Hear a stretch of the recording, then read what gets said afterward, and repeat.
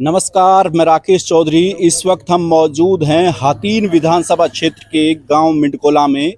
ये बड़ा गांव है और अच्छी खासी वोट इस गांव से हैं। मौजूदा जो विधायक हातीन से हैं प्रवीण डागर, वो भी इसी गांव से आते हैं। ऐसे में लोगों से जानने की कोशिश करते हैं कि आने वाले विधानसभा चुनाव में यहाँ क्या माहौल रहेगा। एक बात और बता देते हैं कि इस बार जो मौजूदा विधायक हैं प्रवीण डागर, उनका टिकट कट गया है। उनकी जगह मनोज रावत को बीजेपी की तरफ से कैंडिडेट बनाया गया है। इसके अलावा कांग्रेस की तरफ से इसराइल हैं और आईएनएलडी की तरफ से तैयब भीमसी का उम्मीदवार हैं। साथ ही कई निर्दलीय उम्मीदवार केहर सिंह रावत और धर्मेंद्र तेवतिया समेत मैदान में कूदे हुए हैं। आइए लोगों से जानने की कोशिश करते हैं कि चुनाव को लेकर यहाँ क्या कुछ रहेगा। नमस्कार जी।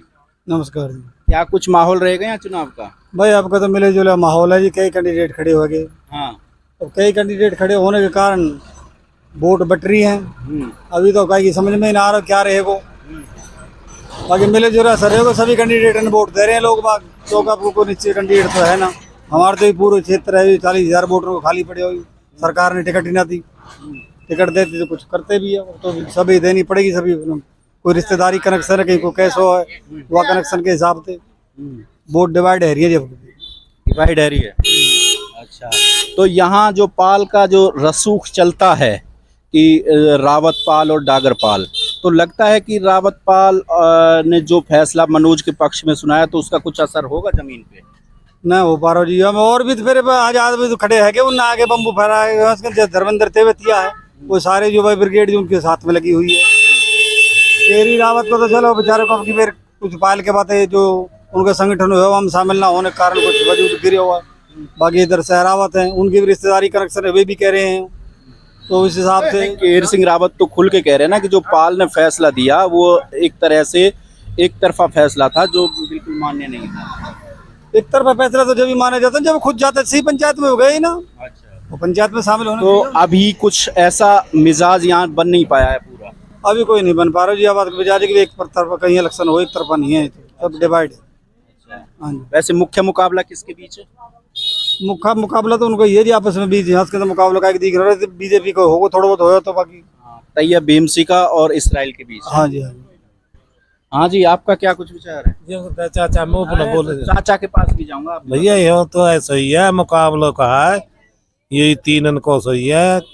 मनोज आओ, कांग्रेस को आओ, और भैया तीसरा कौन सा और जीत है? बीजेपी ले तो लगी लगे। मनोज रावत को मिला है। ऐसा ही है भैया। यहाँ पर कोई एक पड़ता तो है ना। अब जैसा सरकार कर रही है वैसे भुगतेगी आप। ये पाल वाल का अब की बार कुछ नहीं, पाल धरी कुछ नहीं। पाल पाल पर कुछ ना हो आपके। पाल तो है धो दिया गया बीजेपी ने। यही ने कर दिया उल्टा कौम हमारा है ना भैया। लब आप क्या कह रहे हो जी? नहीं तो नाश करे बीजेपी ने। नहीं तो खूटा कर दे के ही वोट जो मिले। विधायक हमारा प्रवीण था दमदार, उसको वोट नहीं दिया, टिकट नहीं दिया और खड़े कर दे के ही। तो मैं तो ये चाहता हूँ बस ये बना कोई बना, मैं बना को बीजेपी खत्म। अच्छा, और बताओ मतलब टिकट काटना भारी पड़ेगा बीजेपी को? बिल्कुल 100% मैं कह रहा हूँ। बीजेपी ने नाश कराया है। और ये कमी किसकी? गुजर की, कृष्णपाल गुर्जर की। यस, मतलब कृष्णपाल गुर्जर, उसके लड़के को टिकट नहीं मिली, हमारी टिकट काट दी। उसे पता है कल परिश्रम होना है। उसमें जो है ना विधावत अलग पलवल अलग। मान रहे इस बात? बस यही कहानी। और क्या बताऊं? मतलब इस इलाके में ऐसे कोई नेता नहीं है जो अपने दम पे टिकट लाए, वो भी कृष्णपाल गुर्जर के दम पे लाए टिकट ना। अच्छा। ऐसा हुआ ही नहीं।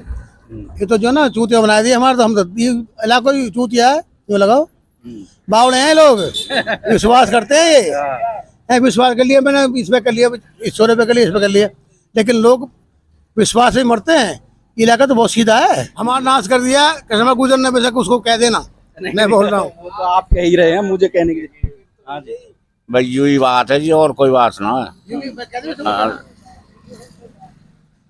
नाराज हो? नाराज ना है। जो हमारे विधायक की टिकट कटी है ना, इसी से तो कह रहा हूँ। हाँ, टिकट कटने से नाराज? टिकट कटने से ही तो नाराज है। हाँ, तो अब क्या रहेगा यहाँ का? अब कुछ कहा रहेगा जी, अब तो कोई बस ऐसा ही है, न्यू ही चल रही है पड़ जा, कोई काय के बंद रहो, कोई काय के बंद रहो, न्यू ही चल रही है। अच्छा, हाँ, तो लगता है यहाँ मतलब जो पाल का रसूख था कि जिस पे पाल हाथ रख देती थी वो विधायक बन जाते हाँ, थे, वो बन जाएगा। तो अब की बार वो साफ होने जा रहा है। साफ होने जा रहा हो जी, बिल्कुल, क्योंकि पंचायत चली ही ना। अब पंचायत कहाँ चले, 5-5 खड़े हैं, अब एक जनो आ जाए कैंडिडेट मैदान में तो पंचायत भी कुछ करे, ये चक्कर है ना। अच्छा, हाँ, पाल आ जाती, बीजेपी आम थी।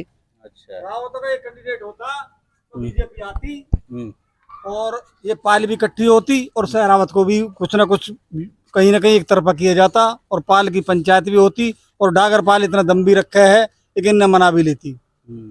जब केहरी विधायक बना था तो बाबूजी राम जीलाल ने जाके रावत वहीं मनाए जाके, एक भी हम तो आगे तुम्हारे कैंडिडेट हम तो हारने नहीं दे रहे, तुम हरा वैसे हरा दीजिए, तो दोनों पाल इकट्ठी हुई, साथ में सहरावत लगे।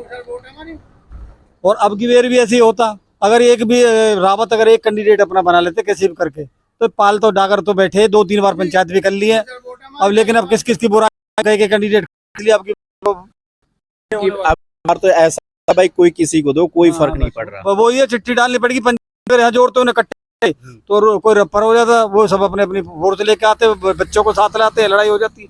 इसलिए ये नहीं, लड़ाई तो करनी नहीं चाहिए ना। बस। हाँ जी, क्या कह रहे हो? हेलो, मैं कहना चाहता हूँ क्या नाम की हमारे जो डागर बिरादरी है, डागर पाल है, 36 बिरादरी है, उसके लिए ये सारा भाईचारा एक गुट है के चल रहा है। लेकिन हमारे जो रावत पाल है, सहारावत पाल है, तेवतिया पाल है, उन्होंने इस इतना भीषण फैला दिया कि उसके कि कोई मतलब नहीं छोड़ा। नहीं, ये बताइए ना, आप उन पे कह रहे हो, आरोप लगा रहे हो, तो ऐसा थोड़ी है कि ठीक है यहाँ पे सिर्फ डागर और रावतों ने ले लिया, भाई सहरावत का भी हिस्सा है, तेवतिया का भी हिस्सा तो सबका है। जो भी इस विधानसभा में आता है वो कोई भी इलेक्शन लड़ सकता है, गलत तो नहीं कह रहा। तो ये शब्द थोड़े सुधारिए कि विचंड फैलाना ये सब। सुनो मेरी बात, हमारे प्रिय डागर विधायक जी खड़े हुए थे, ठीक है, अपने डागर पाल के लिए, उन्होंने अपना पूरा वहां से लेकर सहरपाल वहां तक अपनी जीत के लिए लड़े थे, जीत के आए थे। लेकिन कितने वोटों से?